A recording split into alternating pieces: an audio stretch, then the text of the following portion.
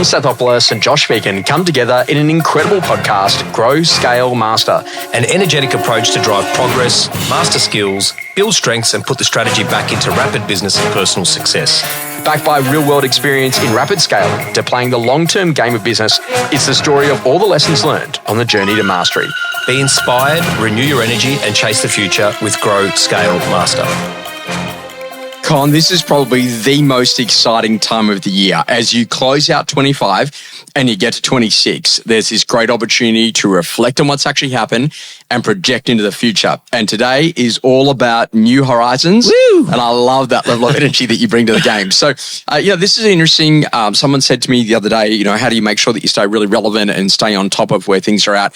I said, I learned very, very early that you should try to travel as much as you can around the world. Yep. And then bring the best of those items back into your world to nourish it. A lot of the opportunities are actually hidden in plain sight exactly where you are. Is that true? Yeah, it's true. And I mean, you're absolutely right. The only way that you're going to grow is by exploring, being kind of, that curious mind around learning and development, looking at other industries, people, learning from, I guess, experience is probably the best way to kind of broaden those horizons. And this is a great conversation that literally, if you think about where the biggest opportunities are, what you accept is your standard. Yes. And so if you've been in a position that you've accepted procrastination, boredom, uncertainty, insecurity, doubt, fear, worrying about competitors. Have you been reading my journal? No. But just going through chaos. Yeah, you're right. Letting those things actually happen, then ultimately you're not really thinking about, what you actually could go to create. So a simple little exercise that, Carly gets me to do in the business, and maybe we do it circa once a month, is I literally just have to write out a list where I have to do a time and motion study for a week. And every single time I find myself doing something that I shouldn't be doing, I've got to write it down. Right. And then off the back of that, we've got to work out whether or not it can be automated, whether or not there can be a new system that we can put in play, or whether or not someone else in the team might be able to do that particular function. Sure. And it's really skinning the onion back to what really allows you to be at your absolute best. And one of the things I was showing someone the other day, that if you believe in the lifetime value of a customer, the best thing that you could do is have a list of your top 100 customers on your phone. Yeah. So I went in and I did a bit of research on it, and you can pull out of your CRM, for example, a CSV file. You can change that to a V card format, just using Claude or ChatGPT. Yeah. Say, here's a CSV, please change into V card. And then when you go into iCloud, you can then literally go create add list, and then you can just go press plus, and then it can suck in those 100 contacts straight away. And then you can filter via your top 100 very quickly. And so then what I'm thinking about is that okay, great, I've got people that I've worked with that I might be really on the ground and present with when I'm in London, or really on the ground and present with when I'm in New Zealand. But when I'm in Australia, I don't necessarily think about them because of the time zone difference and how do I go to be more, in that zone. So what would actually happen if I just had top 100 clients New Zealand, top 100 clients London, top 100 clients New South Wales, and then made that decision that, hey, you get a spare couple of minutes, you can literally go into that list and just start dialing. Yeah. Think about implications like suppliers, past clients for January, February, March, April, May, June, December, just literally sitting on your phone, so that then every spare couple of minutes that you've got when you're in work mode, you can be super productive. And I think that the lesson here is that when you think about a new horizon, it's about what great work would significantly provide me the greatest leverage inside of the business. Yeah. So if you had to look at your very best landlords, you get the opportunity to be able to work with some developers. Even if you have a look at key people that you've got on your chase list that you're looking at a recruitment level, it's endless about how strategic you could get to significantly shift the dial on performance in business and life, right? So then I think the key there though is that we actually have to take time to pause, step back, step up, and kind of look at the business at a macro level, not so much in the business. And I think this is a really good time of the year, particularly,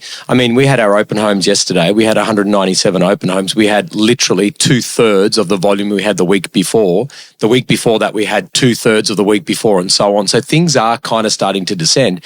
Now's the time to be able to look at it and start forward planning for 2026 and building these processes and systems to be able to enable you to have these types of conversations. And I just love that, chasing greatness to be able to go and leverage relationships. Yeah. And so, we had this unbelievable story where, we've got this customer who's down in Canberra, and what they did is that they said, okay, great, we're going to get on the phone. This was about 3 weeks ago. And what they're going to do is that they cottoned on this little thing that I inadvertently said, which was don't leave people at the sold sticker. Yeah. So they've orphans. got orphans. Well, yeah, I don't know if they're quite that level yet, but the basic idea is that we got a list of every person who has bought from them this year and every person that has sold with them this year. So they've done circa 40 transactions. So it's 80 make phone calls.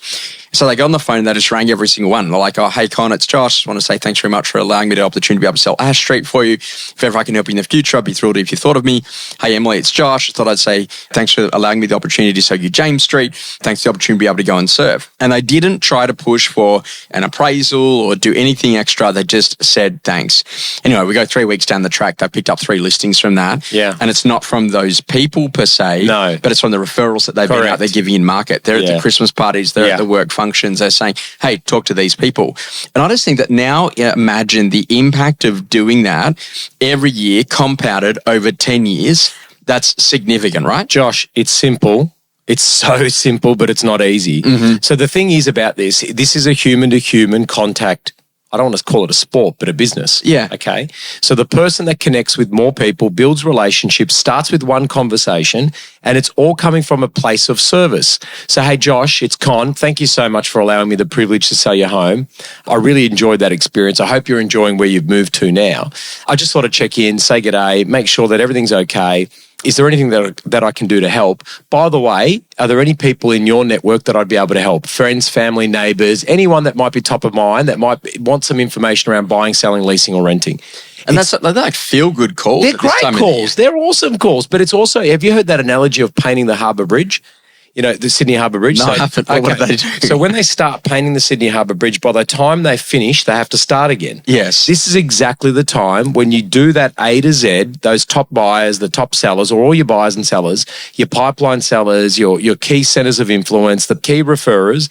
These are the happy calls. Spend the next 2 or 3 weeks making happy calls, recharge, reset, ask for, just the ability to be able to act in a service way. And then all you need to do is just get ready for 2026. So I love this because it's also about like going all in on systems and people and infrastructure. 100%. And sometimes I find that the thinking is limited. So let's say, for example, someone did 20 and next year they want to do 22 deals. You're not really going to have to do too much. You're going to tweak your way there. It's like a little bit layered. Maybe I get lucky. Maybe I make an extra call session a week. But if you said to me, okay, great, Con, I'm at 20 transactions. I now want to go to 200. Yeah. Then everything foundationally changes. Correct. And the reason why that does it, like, Jesus, to do 200 transactions, I need someone else I need 2 other people in my team that can actually list. Because if all 3 of us have got 7 opens on a Saturday, that's 21 opens, times up by 10, it's 210 opens, sell 200. But wow, I'm going to need to make sure I've got a full-time head of operations. Is my marketplace big enough for my aspirations?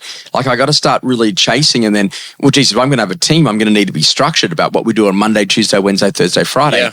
Monday buys, Tuesday sellers, Wednesday listing review, every day daily directions meeting, every afternoon, 3 p.m. loop back. And so what I want you to really think about is as you come into this year, like, what are the systems in your business that are foundationally broken that you need to reimagine? And then ultimately, what do you need to do in order to be able to get your people to be able to perform at a much higher level? So is it structure?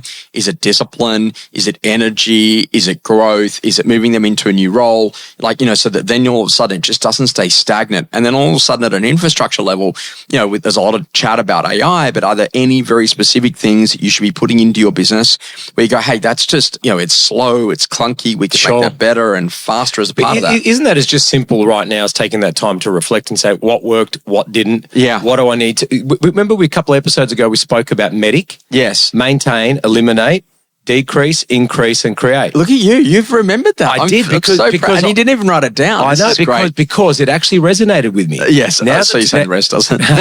Well, everything else, guys. I mean, hopefully there's going to still listen. But think about it. What do I need to maintain right now?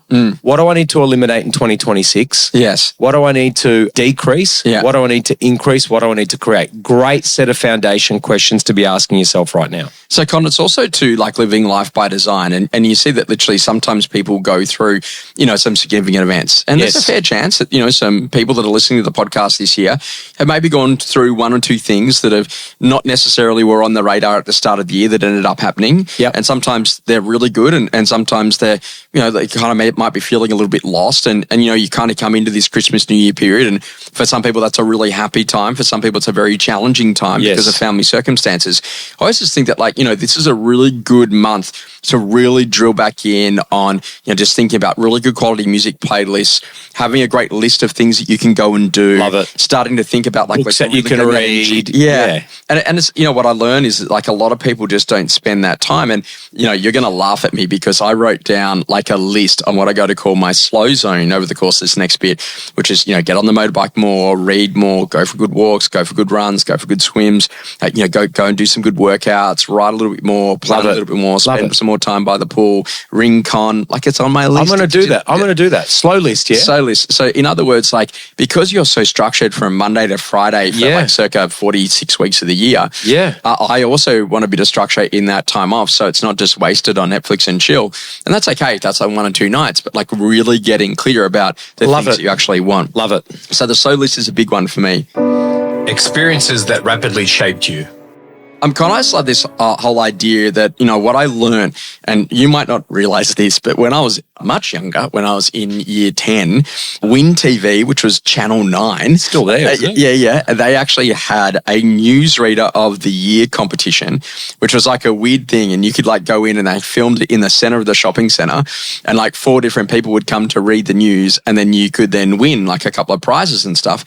And I just remember that literally they put us into this back room and I remember walking out and I kind of I jumped up to touch the seal of the door on my way out, kind of like thinking I was Kobe Bryant or Michael Jordan of my era, which was a big jump for me to get to that. And so the interesting thing is that literally I went out there, it was the newsreader of the year, won the competition, and it was a really good thing for learning for experiences of later on. And I just remember that if you have more fun with it, you win more. If you enjoy it more, you ultimately become more. And that's that whole thing is that like learn to have fun, with the things that are sitting inside of your own world. Yeah, I subscribe to this newsletter. I don't even know how. It's not yours, but I have yours every day. Yeah. By the way, last week was a banger. All yours. I think it's called Colby. The guy's called Colby. It's 1% better. Yes. And he spoke about the Harada method. Yeah. Have you ever heard of that? No, what's that? Essentially, Ahani, the baseball player, is like the Michael Jordan of the Major League Baseball, right?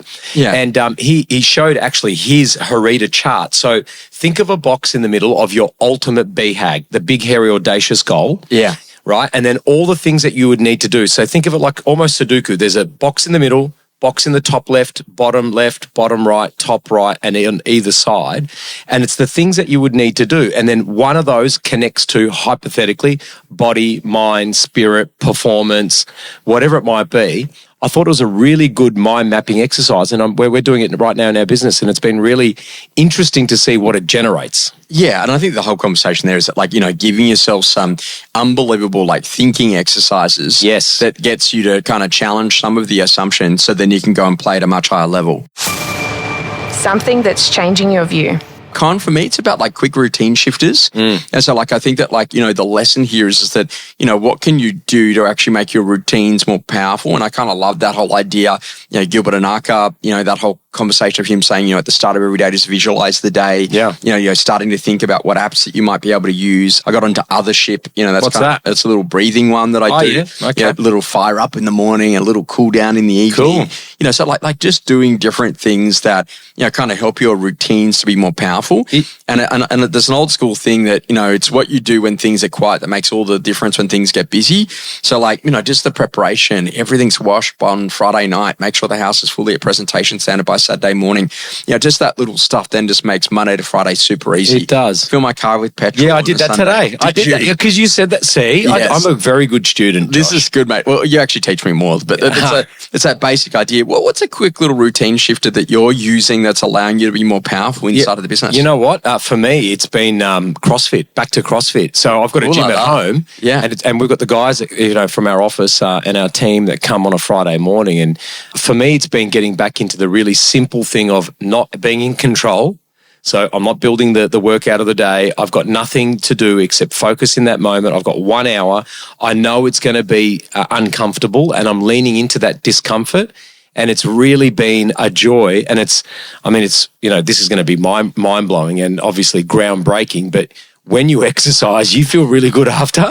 No, really? Yeah. Like, I think I might do a clinical study or something on that. It's just a strange thing. It's not that you're not, but there's also other people around you. And so what I'd say to you is that, like, sometimes the biggest thing is like having a sense of community. Spot on. Yeah. That's exactly what it is. It is. Yeah. It's I'm meeting new people. I got invited to the Christmas party today. Oh, really? Yeah. Are you going? Yeah, I will go. I'll go after the opens and auctions next Saturday. But you're right. It's a sense of community. It's a sense of leaning into the discomfort. Yeah. It's a sense of, hey, I'm not nowhere near as fit as what I used to be. So rather than avoiding that, let's actually, get into that. And it's also learning some new skills, being completely disconnected, out of control in a positive way. And it's amazing what it does.